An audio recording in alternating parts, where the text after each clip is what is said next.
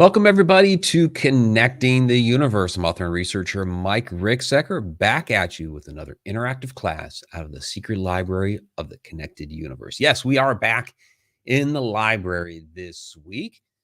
You got the glowy lights going on behind, got the maps, got the bookcase, all that. So, yeah, back on. But that probably will happen a couple more times in the coming year, in which I will have to do the class out of the satellite library, the secret library of the connected universe. So we have a great show for you tonight. Well, I don't know if great's really the word, and because it's more concerning, where we're going to be talking about the loss of some of our not even some, like a lot of our ancient artifacts. And this really came about because of an article that was that I had posted for a morning mug here. Oh, what was it? A week and a half ago now? Something like that. So we're going to get into that here very, very shortly. But I want to let those know that are listening to the podcast version of this later. Please join us every Wednesday night, 8 o'clock p.m. Eastern Time, for the full Connecting the Universe experience on connecteduniverseportal.com. Yeah, I get it. Tonight's actually Thursday. And that's just the way that my schedule ended up with the traveling that I did over the weekend. My mother's birthday was early this week, and so I just needed to push this off another day. But for those that are interested, there's a lot of great material there on the Connected Universe portal. Of course, you get full access to this particular weekly class, which there's an after show every week as well that the members get access to. It's monthly Q&A videos, exclusive articles, sneak peek and behind the scenes videos, insider video, travel blogs, including ancient Egypt, American Southwest, Ireland, and more. All of this and more, connecteduniverseportal.com. And of course, please join us coming in April 16th to the 28th, Stargates of Ancient Egypt tour. Yes, we will be going back.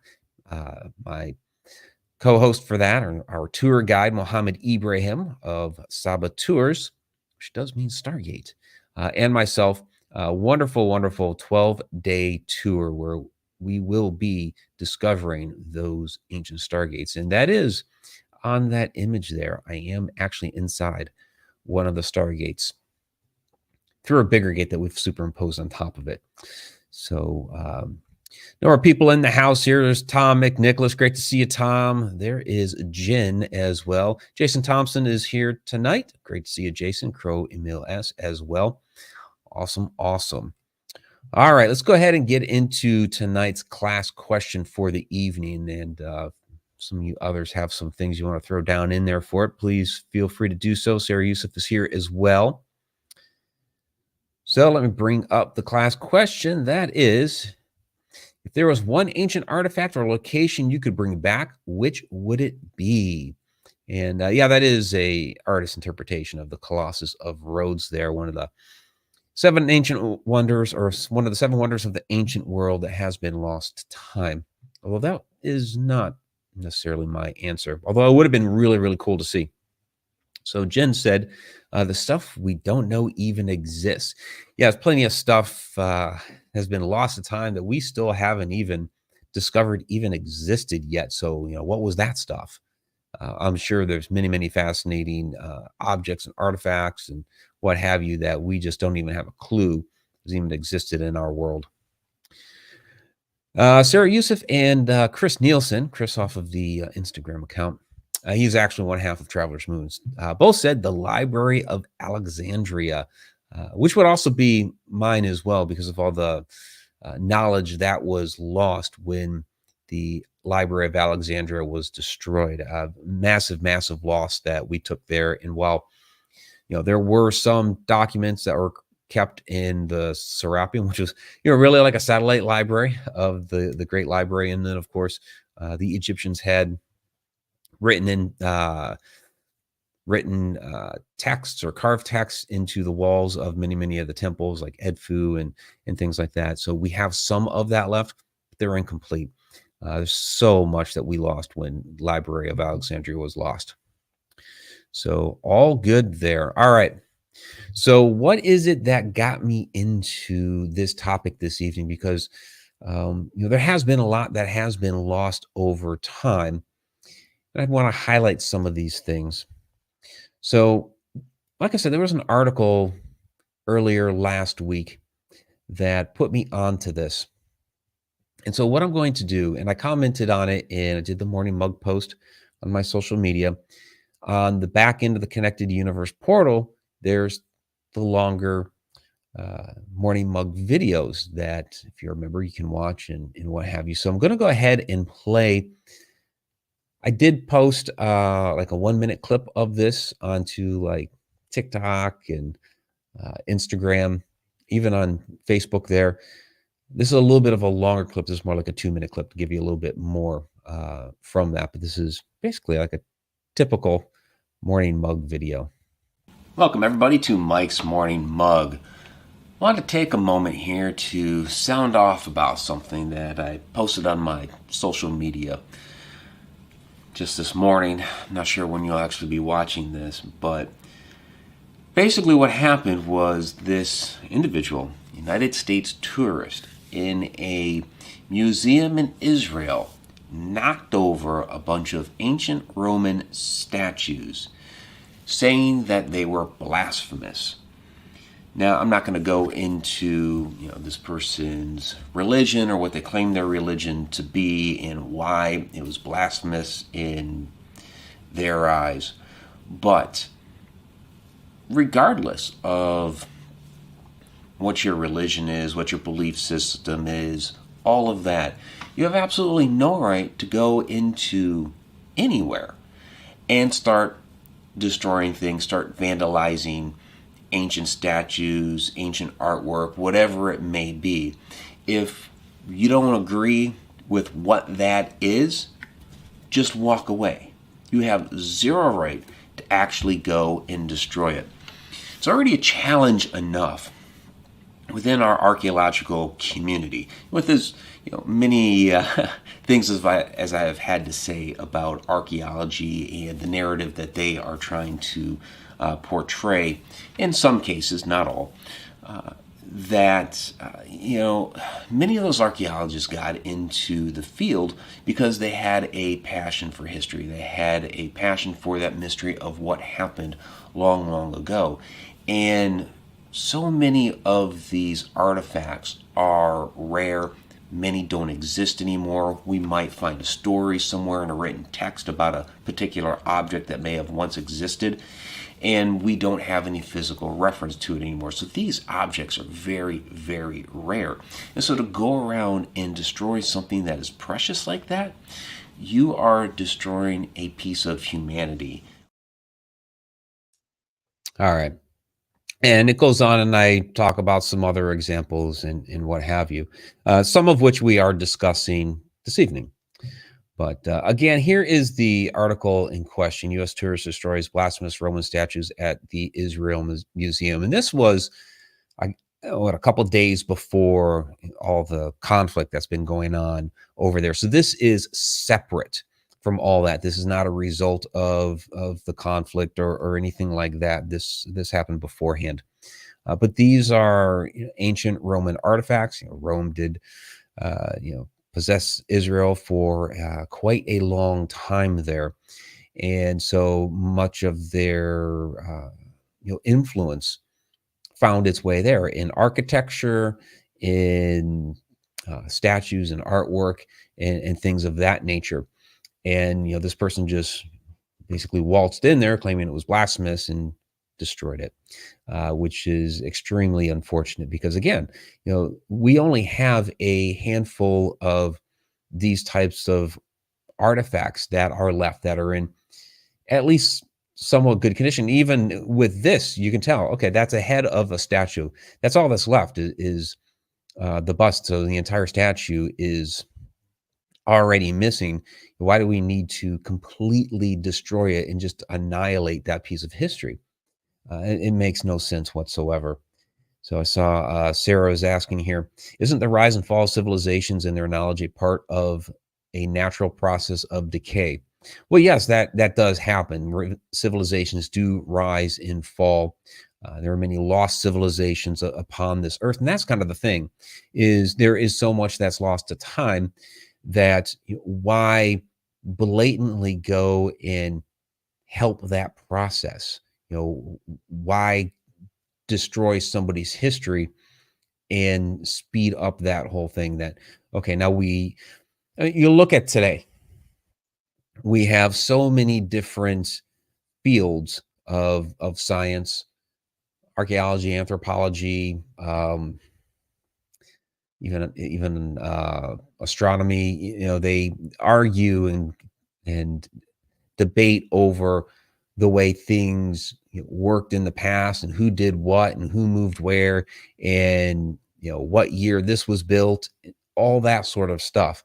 And the reason being is because we only have really small, scant pieces of information to try to support this theory or that theory. So why aid in that process for future generations? Let's try to preserve as much as we can, because there is so much that we've already lost to our history. Why keep repeating that cycle over and over again of destroying history? Yeah, some of it is going to be lost to time, but let's not help that process.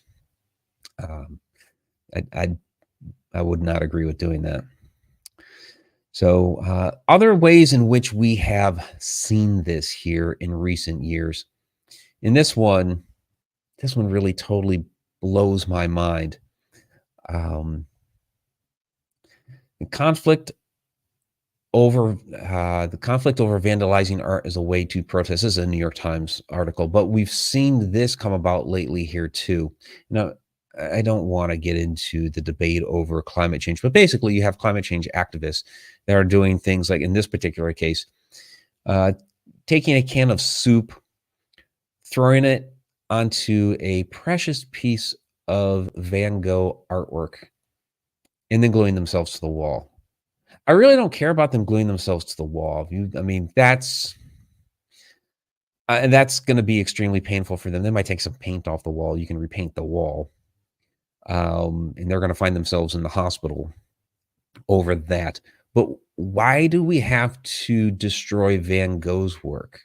Again, I don't even want to get into the debate over climate change and all that. Okay, they're trying to say, hey, um, we should do something about this. But okay, so pick something that's in relation to it. You know, precious ancient artwork has absolutely nothing to do with today's climate. So, you're destroying a piece of again, a piece of humanity when you do this. Is part of our rich heritage coming down through the ages. This is something we should actually have some respect for, and just willy-nilly throw a can of soup at it because you want to take a political stance on something when this thing has absolutely nothing to do with whatever your politics are. Um, that's to me, that's just disgraceful. Again, I have no problem with them, gluing themselves somewhere. Still, I suppose some vandalism that they are gluing themselves to the wall there.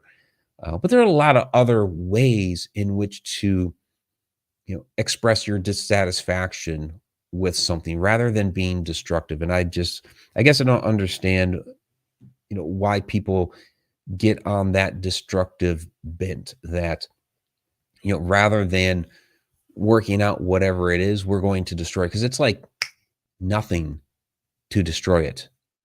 Absolutely nothing to destroy an object, a building, really anything.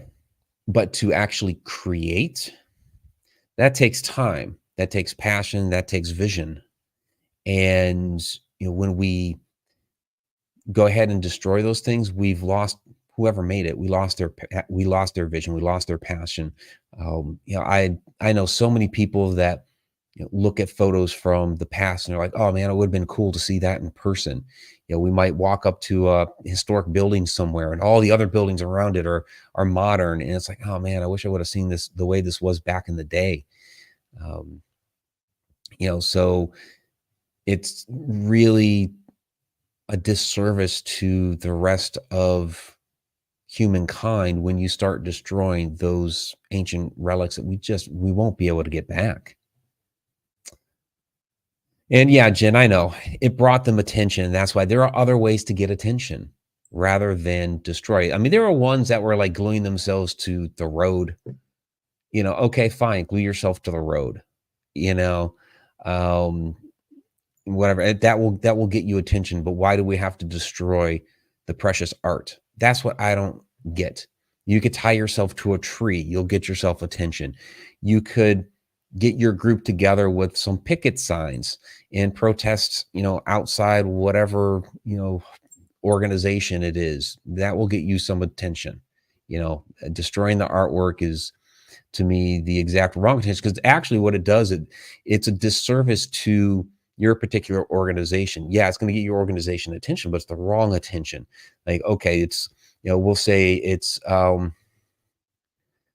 just call them, climate enthusiasts. So, you've destroyed this piece of artwork, and now anytime that, okay, you're trying to, I don't know, do a fundraiser or something for your organization, you're going to have a lot of people that are going to give you the nasty look, because, like, oh, it's those climate enthusiast guys. They destroy precious artwork. Screw them. I'm not going to help out their organization. It's the wrong kind of attention. So, um,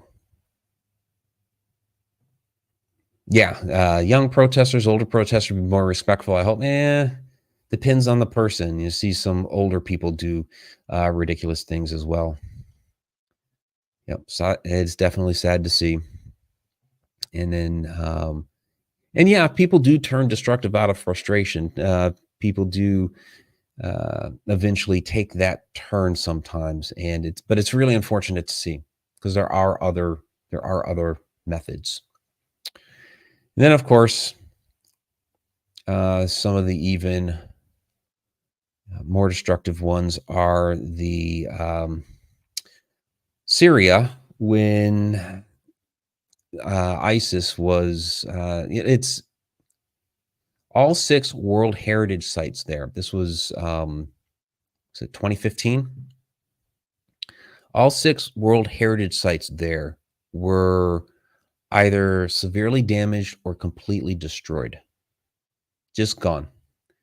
Yeah, that's ancient world history, just completely obliterated, again, over a religious ideology.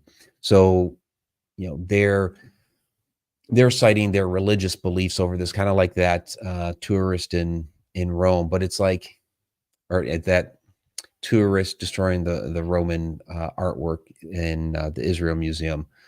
Um, and that one's just really hard to swallow. Again, you could just completely ignore it.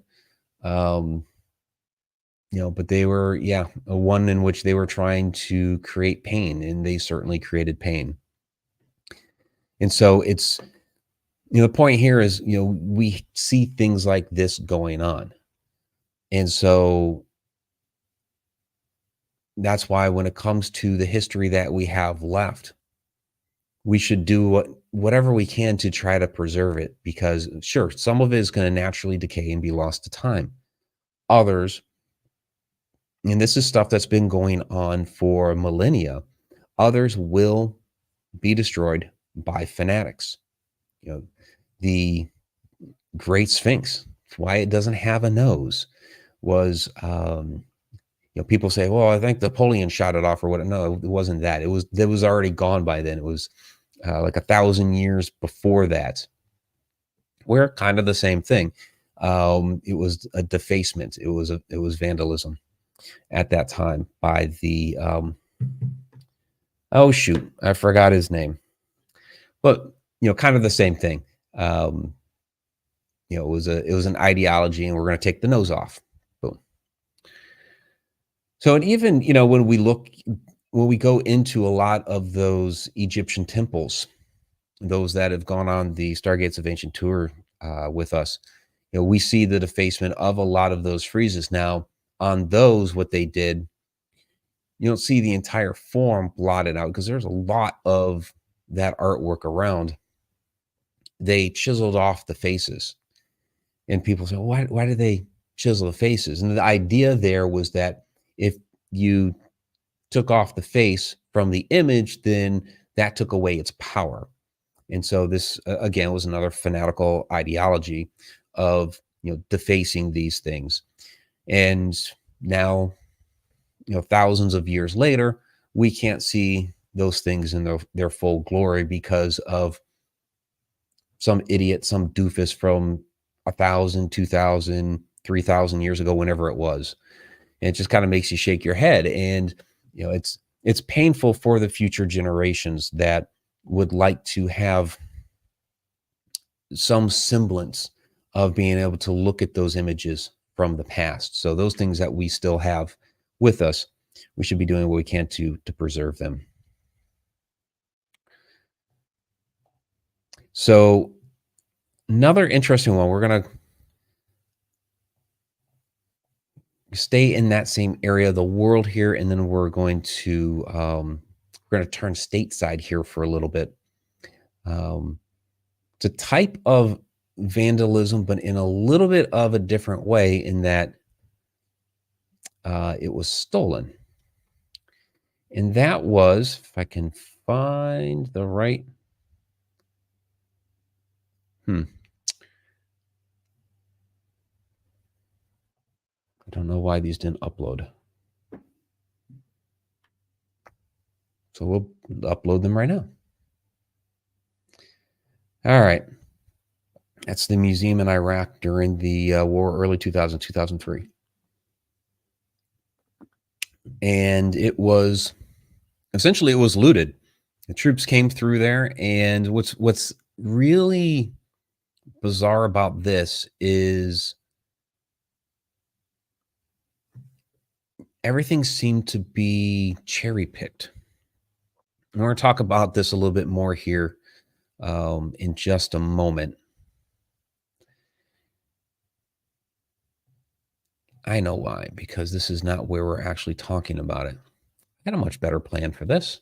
It's been a very, very busy week, as I said before. So to talk about this and to take it into another arena,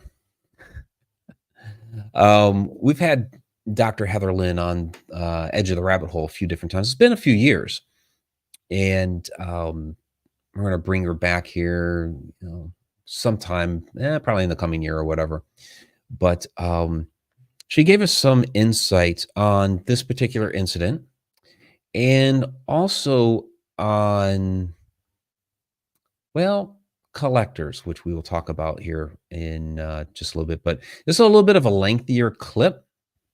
She has a lot of wonderful information here. So again, this is from, I want to say almost 4 years ago, from Edge of the Rabbit Hole. Yeah, kind of backing up a little bit, Heather.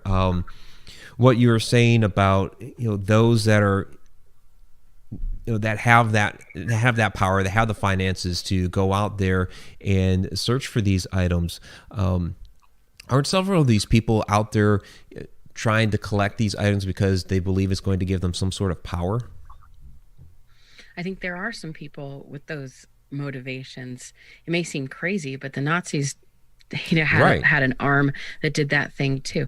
I mean, this is something that I deal with a lot in my work, are crazy people doing crazy things. And a lot of people don't want to talk about that because I think they fear that they will seem crazy if they just simply talk about it, or that they will appear to be agreeing with these things. But you don't have to agree with it to recognize that it's happening. So you have these elite people who are, you could argue, oh, maybe they know something we don't. Okay, fine. Or maybe they're just so at the top of life, the Maslow's hierarchy of needs. They already have everything they need. So now they're just self-actualizing, and they're just sort of out there. And what do they say? Like, poor people who think differently are crazy, and rich people who think differently are eccentric. So still, it's a good way to put it. So I mean, once you get to this particular level of nobody's telling you no anymore, why not? Maybe you are going out there looking for the spear of destiny still, thinking it's going to give you some sort of, power. So I do think that there are people out there that are looking for particular artifacts to suit some sort of occult desire in them. And then, of course, there's just people doing it for money. And this brings me back to the Iraqi museum looting. I mean, this was something that, it was amazing. They had so many artifacts just stolen from them right in front of them, just and they weren't just it wasn't a smash and grab. This is something that when the people They chose specific items, right? In that looting, absolutely. yeah. Oh yeah, they did.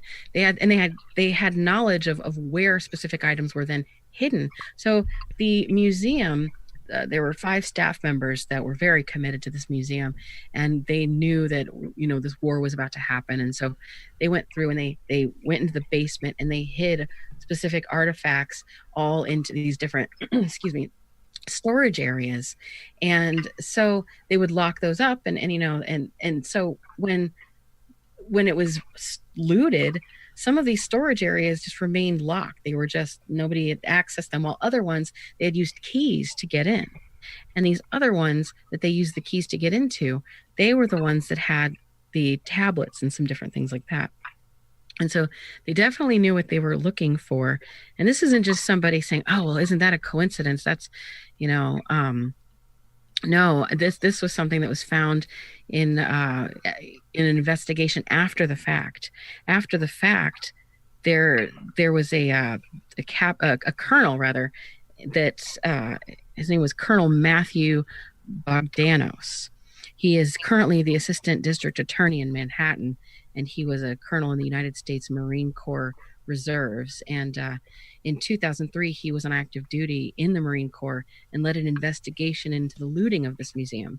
And after looking at the evidence, he believed that this was premeditated and that the people had a clear understanding of what artifacts that they needed to take.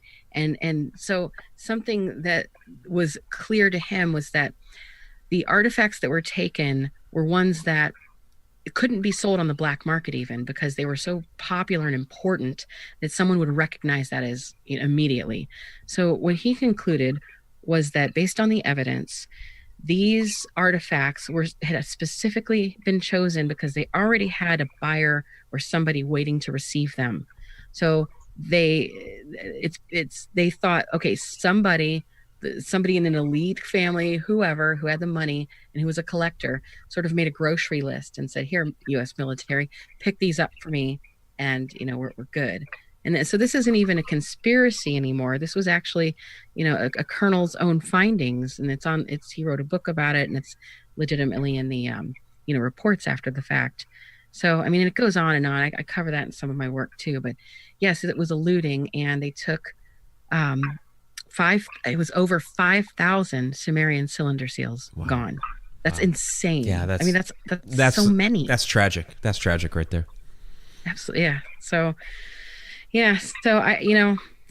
who got those? I mean, are they on the black market? No, they really determined that they couldn't be. Who else would have them? Well, we can't put them in museums. I mean, some of them were returned. So they were returned, some of them, a few of them. But so many are just gone forever. Where did they go? They're definitely with collectors. I received emails from people. One in particular was from Saudi Arabia. I'll never forget. I opened my email, and it's this guy who sent me these high resolution pictures, beautiful, large pictures of his living room. It was very palatial, a huge television and a sectional and, all this. And then right in the middle of that, just average living room, but just, on a very extravagant scale. He had a case, a museum quality glass case, and inside was one of the biggest, most beautiful, complete cylinder seals I had ever seen. And he just sends me these pictures and was like, I'd like you to maybe, can you via email sort of appraise this for me and maybe translate it, But wow. It was like sitting in the middle of his living room, just like hey, check this out, like great conversation starter. So I mean, yeah, it's actually some of those lost material. Absolutely.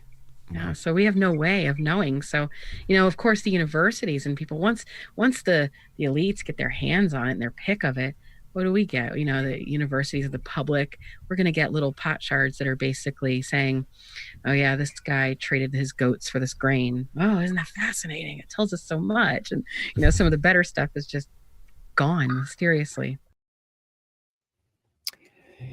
Yeah, pretty crazy. The amount of looting that is done and how so much of this is actually in the hands of private collectors and not us. And I see Sarah's here. I suppose in a way that makes Indiana Jones a bad guy. Actually, Indiana Jones was always about, let's get it in a museum. Let's get it in a museum. He was trying to protect it because of these other private collectors that wanted to get it out there on the black market, make a profit off of it.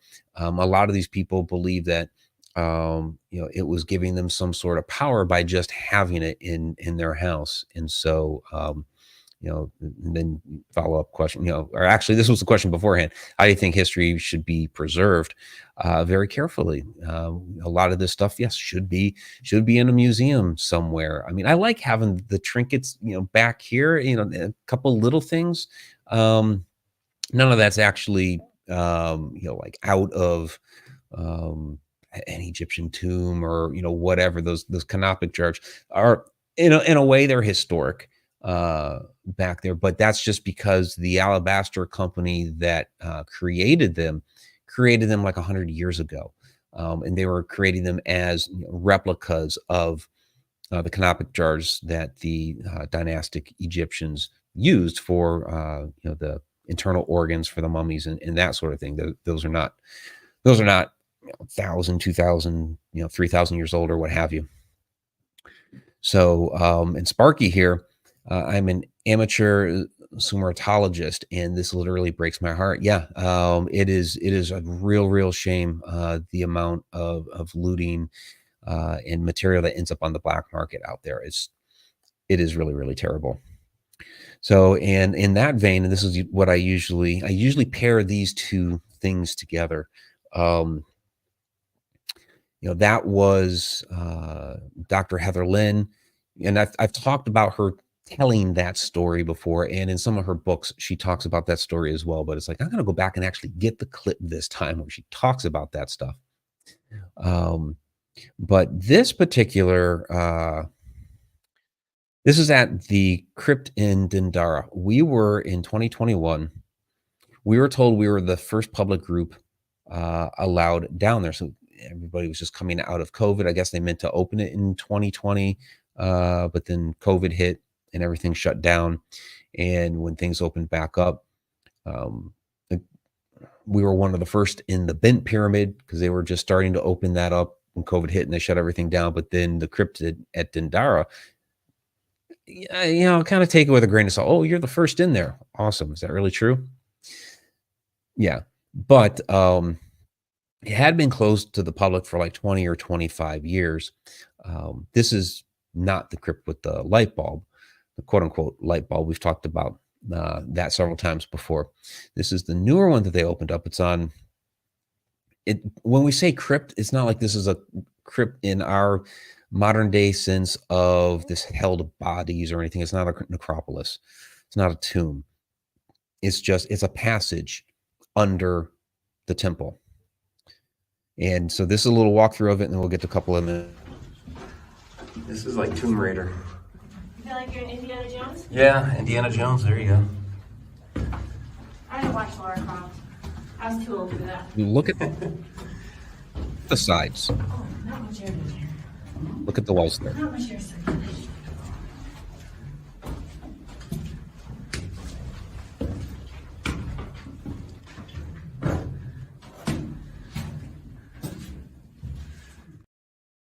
All right. So you notice on the walls there, yeah, you could see some artwork, some friezes, and there are these large chunks that are just gone. And you're like, where did they go? What happened here? Because you go to the other one that has the light bulb, and the whole thing is like intact. We walk straight down there. Probably a good 90% of that particular crypt is good. But this newer one that they opened, there's so much missing out of it.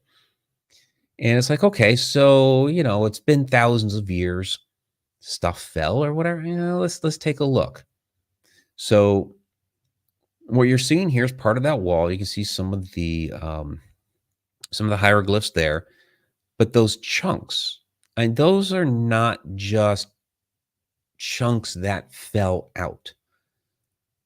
You can see those white marks there. Those are chisel marks. The blocks were removed. And then to give you some context of size, there's Jen, and you can see next to her the large openings. So what happened here? Because those chisel marks, you go back and look again, those are relatively fresh. They're still pretty whitish. There's not much of a patina that has developed over those marks. So we got out of there the first time around, pulled a couple of the guys off to the side, and it's like, what happened down there? Where did those blocks go? And basically what I was told was that, again, it was closed for like 20 or 25 years. Over those 20 or 25 years, some of those blocks were removed, auctioned off, and are now in the hands of private collectors. It's a really, really sad state of affairs. And the idea here is that those particular blocks held valuable ancient wisdom and ancient knowledge that, again, people believe that by having these things, by having this ancient knowledge, that it makes them more powerful. Whether it's more powerful in their line of business, their place on earth, to live a longer life. Some of these people believe that if they have these different objects, they will live eternally or for hundreds of years. So that's what ended up happening to most of those blocks down there. Yep, you're right. Angels Among Us, they carved it out. Absolutely. And yeah, the question is, what are they hiding? What was that ancient knowledge? And, this is a Stargates of Ancient Egypt tour that we're on here. So was it some of that knowledge? Was it some of the Atlantean knowledge, the crypt with the quote unquote light bulb? All of that has to do with creation. It's a creation story of, how we came into the world. And there's some different takes and variations on that. You can check out one of our, and I'll link it here later. You can check out some of our older videos and talks where Muhammad Ibrahim gives a really, fascinating take on that idea of creation with those friezes. You can even see ascension within there with the Jed pillar and the Ka, and all that's really fascinating. So, what was on the other ones that maybe gave us some additional knowledge into that? So Sarah's asking, could resonance be used as a type of radar? Well, radar in a sense, that's a different type of wavelength. So in a sense, radar does work like that because it emanates out, pings back, and you're getting a glimpse of what that is. So it is in a sense that already. Same with sonar. So kind of the same, kind of the same vein.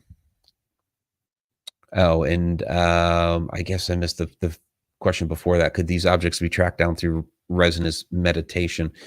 I'm sure like somebody like a remote viewer could probably tune into something like that.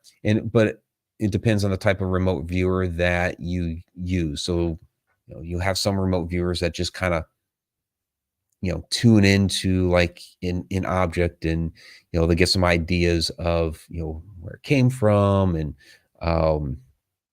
or where, a particular person had gone to, and that sort of thing. And then you have other remote viewers that are coordinate based, where you give them a set of coordinates and they tune in and they are able to like draw a picture of it. So there may be ways like that to track it down, but I don't think you're going to, I don't know,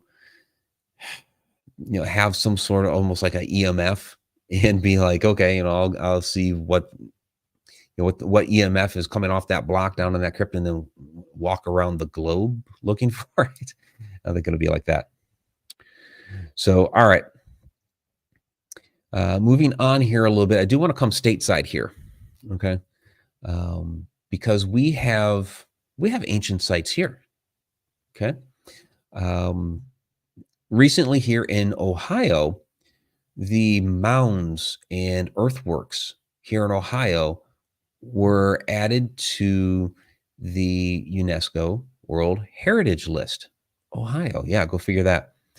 So Great Circle Earthworks, which I've been to a couple of times now, is one of those. And these are not great. Okay, there we go. There's a better area. Shut that grab from somebody else. This is a part of a much, much bigger complex. And it's, it's astronomically aligned. The circle, there's an octagon off of it. The octagon and other pieces of it are actually part of a golf course, which is kind of a painful part of it. But aside from that,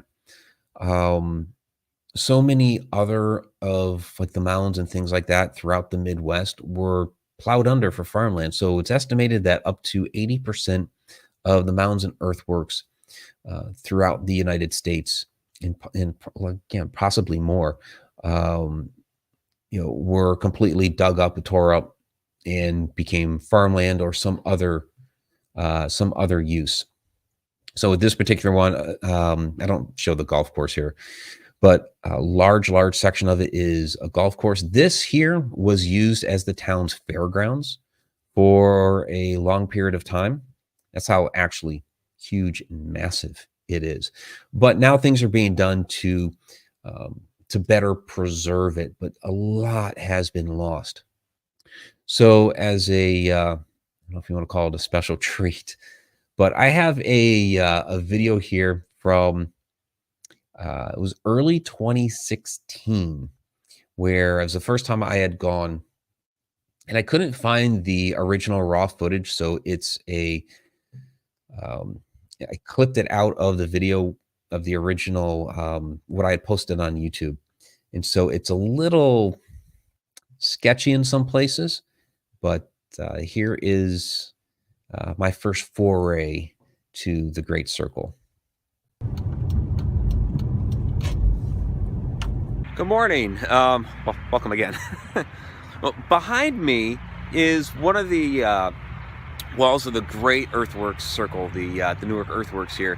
And, on camera, and, I've seen a bunch of pictures online and all that, the camera just doesn't do it justice. It's really a lot taller than it looks. And I've tried to get this tree behind me just to kind of give you an idea, but I still don't think it does it justice. It's actually pretty impressive. I was just thinking it was going to be like a little, mound, but it's actually pretty dang tall.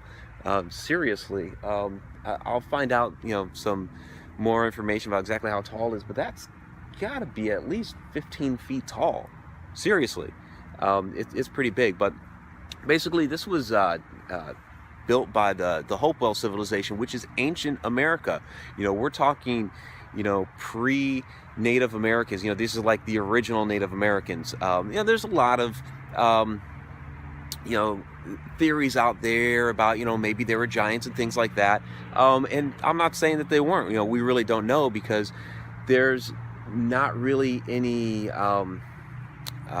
archaeological evidence as to who specifically they were, except that they were a very ancient people, and they built these structures. And there's a lot of mounds around the area too. They aren't touched anymore, but there's those that did dig them up early on and desecrated a lot of them. There was a movement in the 1800s to go around and destroy any what they call pre-Columbian archaeology. Basically those people back then believed that all archaeology in America was after Columbus had discovered it, and thereby destroyed a lot of the ancient archaeology that was out here. So there's artifacts from those mounds, or maybe from those mounds, that the scientific community, the archaeology community don't accept as necessarily being real. And so there's a lot of controversy that surrounds ancient America. But we're going to head inside this visitor center here, and then we'll walk around and see what we can discover.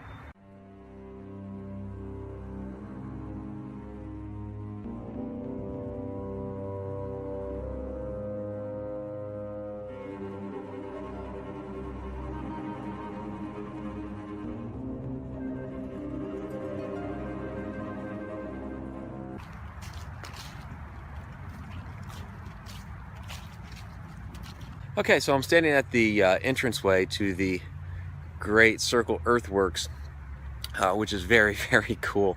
The culture here flourished about 100 to 500 AD, and I'm gonna try to back up. It's really hard. I don't know, the camera just doesn't pick it up very well, but that trench behind me, that is, and then there's a dog back there. That's actually a pretty significantly deep trench. That probably goes a good 10 feet down, and you just can't tell with the video, and I'm trying to give you an idea. There's the trees behind me, but it just doesn't do it justice. It is actually pretty dang significant. So it goes, that probably goes about 10 feet down, and then the mound itself, if I tilt that up, probably goes 20, 25 feet. Maybe it's big. It is actually really, really big. There's some smaller mounds out that way on the other side of the visitor center, but that's actually pretty significant. And you got the same thing back there behind me. So basically the Great Circle these days is used as a park. Back in the day, it was believed to be used for ceremonial work, but today it's a park. So there's kids out there running around, people with their dogs, running around all over the place. A few. So this is a section here, a little bridge. Now this is pretty cool. Check this out. This tree. Now I'm losing pieces of video because my memory card is getting full. So I was just on top of the wall and tried to give you a little contrast, and I lost that video. Okay, I'm on top of one of the small mounds in the middle here, and I'll just do a panoramic, make you get dizzy. It always does whenever I watch these. But you can kind of see one of the other smaller mounds behind me. But basically what's kind of interesting about this area is that this circle is only one piece of the entire earthworks around here.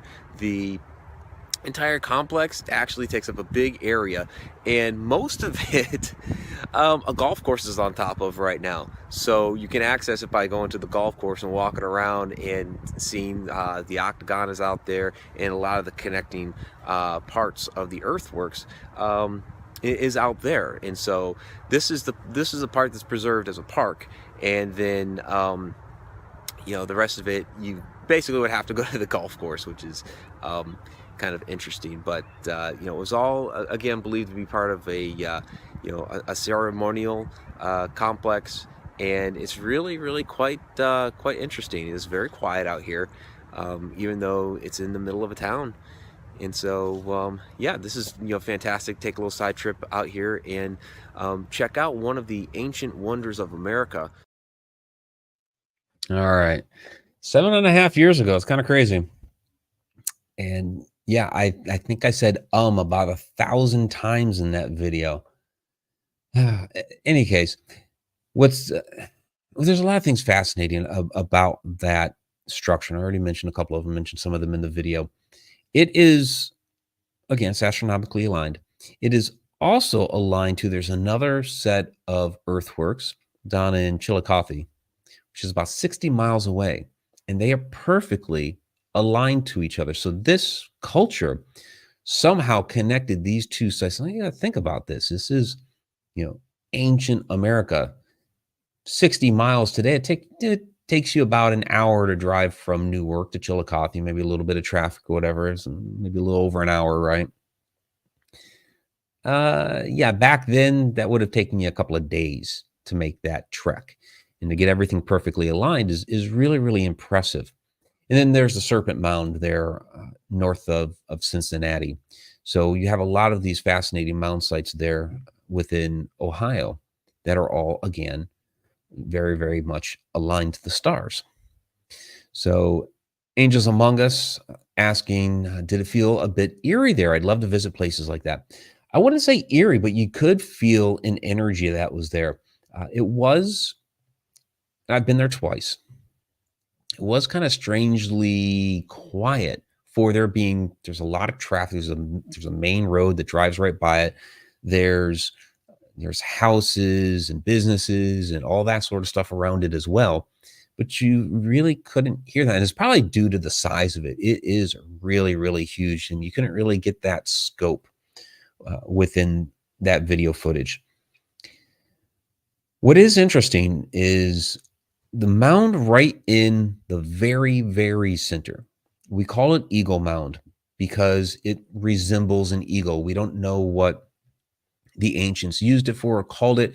We call them the Hopewell culture just because the individual who basically discovered them, his last name was Hopewell. We really have no idea who they were, what they called themselves, anything like that. We're going off of some of the scant artifacts that have been discovered. But we really don't know what their true purpose for building this was and what they would have used the different mounds. And so the mound right in the middle is called Eagle Mound. That's what we call it. And that's from the aerial photo here.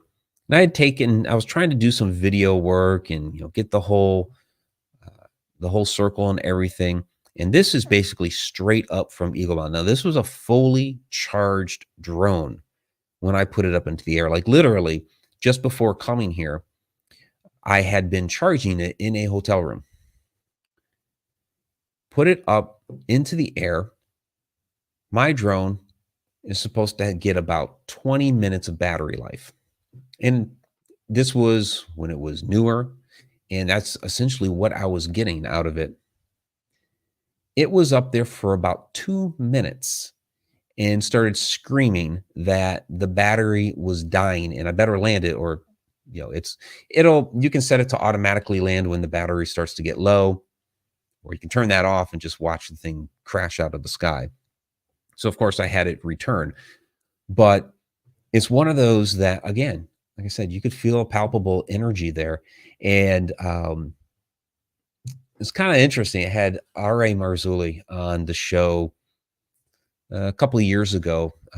Victoria and I were interviewing him, and somehow we ended up getting on the topic of the Great Circle earthworks. And we were talking about different sites around America. And I started talking about this story with the drone, and automatically it was like, your battery died, didn't it? It sure did. It sure did. So something about the energy of that area, can sap your electronic batteries. So I definitely highly encourage going to check it out. That particular one is Newark, Ohio. So it's right outside of Columbus, that area. So see what other questions and comments you might have here. Did you do a paranormal investigation there? No, I haven't done a paranormal investigation there. I walked around with the drone. Both times that I was there, I had other plans. So the first time I was driving through, I actually had some paranormal investigations that I was working on with a team out in Indiana, but I wanted to hit this on my way through. And the second time, I had an investigation there at the old Licking County Jail, which is right there in Newark. So again, it was like, I'm right there. I'm going to go visit the circle again. So my time was kind of limited both times. So I did not do an investigation there. It would be a very cool place to do one. But again, it's a public venue. So, it has, it closes at dusk. So you're kind of limited as far as what you would actually be able to do there. But even though it's public, there's not a ton of people. At least the 2 times that I went, there weren't a ton of people there. So you could probably find a quiet little corner and do some of that type of investigative work there. And then Angels Among Us. What are frequencies emitting from the mounds that killed the battery? likely, and that's what I believe, that there's something. There's a reason why they built it there, and there's a reason why the ancients did that all over the world. Why they picked different locations to build these mounds. Why they picked locations to build the stone circles, the pyramids, things like that. Spiral mounds out there in Oklahoma. I have another.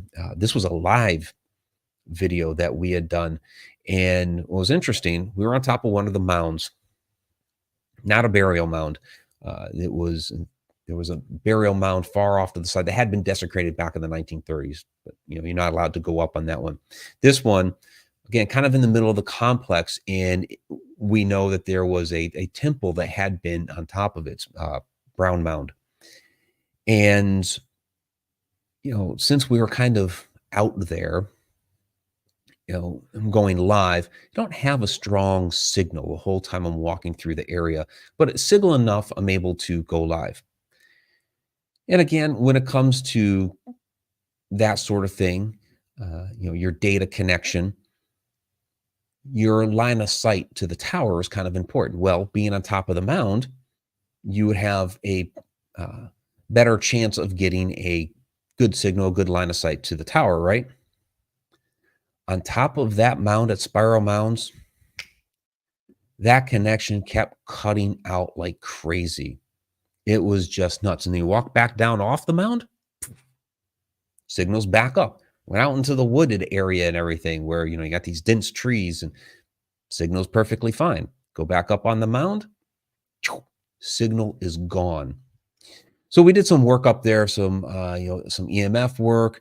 I had a pendulum up there. The pendulum was going crazy. So, there was something to, and so, again, this is why they would have built their temple there. This was an energetic location that they could sense it. And they built their temple right on top of there to be able to harness that energy and be able to use it for their different rituals that they would perform, healing practices, entering into altered states of consciousness, all these different things. And again, that's why pyramids, temples, stone circles, they're all built on top of these highly energetic areas. I like that. Yeah, they were on the cell service before we were. Yeah, absolutely. Or a reverse cell service, because the cell service was not working on top of that mound. Of course. And hey, there is Jack McCarthy, my coworker right there. Great to see you tonight, Jack. So that is going to wrap it up for the public side here of preserving our history, or don't destroy history. And like Sarah here, document. And yeah, you might want to hide the documentation somewhere too, because you look at something like going back to Egypt again, Akhenaten. They attempted to erase him from history. We only know Akhenaten never existed because some years back, doing some repair work on some of the columns there in Egypt, and discovered that the fill for some of these columns was actually these, old friezes that you put stuff together, and all of a sudden it's like, oh, here's a king that we never knew about before. And you go to the king's list in Abydos is like one of the largest king's list that we have for Egypt in the world. There's a little bit of a longer one on papyrus, but this one on the wall, I think it's the largest one that we have in a temple. And you don't have Akhenaten there. You don't have Tutankhamun on there either. It's like, all these number of different kings that were basically stricken from the record. And even that papyrus I mentioned also stricken from the record there. So there were different people along the way that they tried to erase from history.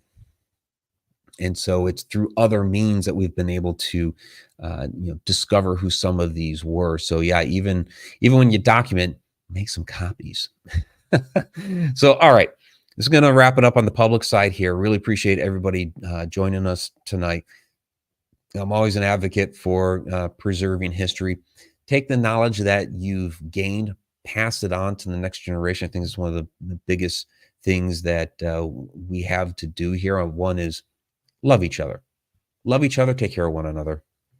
And the other is the knowledge that you have gained, pass it on to the next generation. Don't just, retain yourself and sit on it here. There is so much more that we can do to try to help progress the world forward rather than making the same mistakes over and over and over again. The only way that we can do that is, sure, we learn from our mistakes, but hey, let the next generation know about that stuff too. And these ancient peoples that are being lost to time, let's forward that information forward too, so they're no longer lost to time. And Sam Blue, great to see you tonight. Jack, it's one of the reasons we're fans of books. We can preserve them longer and better just in case. Absolutely. Yeah, hang on to those books. Write some stuff in stone. Learn some cuneiform, do some clay tablets. I've actually seriously considered that. So, all right. I'm going to sign off here. Those that are members of Connected Universe Portal, we will see you for the after show here in just a moment. For the rest of you, till next time, time really exists.